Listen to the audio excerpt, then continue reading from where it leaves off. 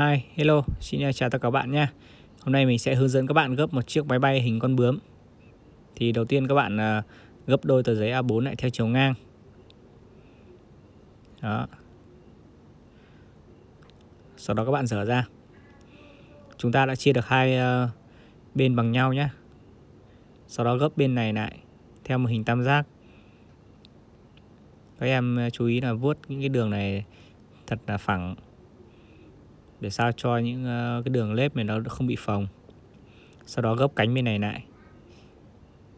Mình cứ gọi tắt là phần cánh đi, cánh trái và cánh phải.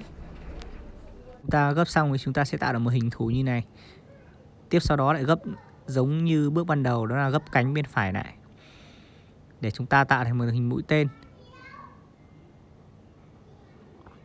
Đó, bên này cũng vậy.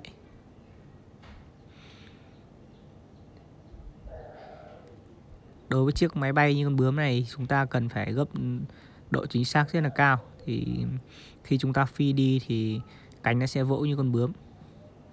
Bước tiếp theo chúng ta gấp đôi phần này để chúng ta tạo một cái nếp được đánh dấu nhé. Đỉnh mũi nhọn này sẽ bằng với đỉnh góc nhọn này. Đoạn này. Chúng ta miết đường trên này đi. Chúng ta sẽ có một đường nếp ở đây. Sau chúng ta dở cái cánh này ra bằng đúng với cái đường chúng ta vừa gấp đấy. Đấy, chúng ta sẽ tạo được hai đỉnh. Miết thật chặt để tạo cho cái nếp nó rõ hơn. Rồi bên này cũng vậy. Bước này chúng ta đang đi làm cánh cho chiếc máy bay nhé. Đã xong nhé. Sau đó các bạn gấp đôi như này lại cho mình. Và rồi lại gấp ngược lên theo một khoảng cách ngắn ở đây thôi.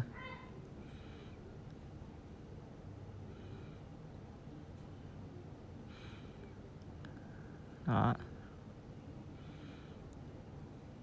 Vậy là mình đã tạo được thành cái đầu của chiếc máy bay thành mũi nhọn. Sau đó chúng ta gấp đôi lại nhé. Gấp đôi lại rất là dễ thôi. Ở đoạn này chúng ta đã có cái nếp sẵn rồi. Chúng ta chỉ cần gấp nhẹ là xong. Và việc cuối cùng đó là căn chỉnh lại, vuốt cho nó phẳng phiu. Và chúng ta gấp đôi cái này để chia đôi phần cánh.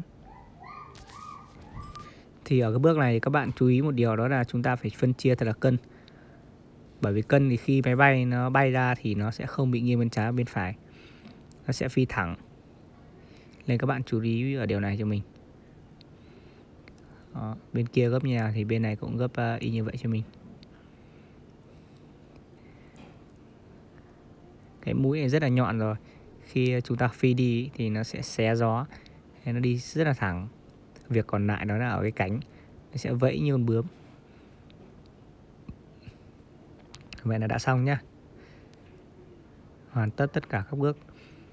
Giờ chúng ta chỉ cần bước đi vuốt cho nó phẳng phiu và vào đúng nếp với nhau. Để lúc bay nó sẽ vẫy như này. Ok. Mình cảm ơn các bạn đã xem clip của mình nha. Xin chào. Hello. Chào tất cả các bạn nhé. Đây là chiếc mẫu bay hình con bướm, bay giống con bướm. Như đoạn đầu clip mình đã phi cho các bạn xem ấy.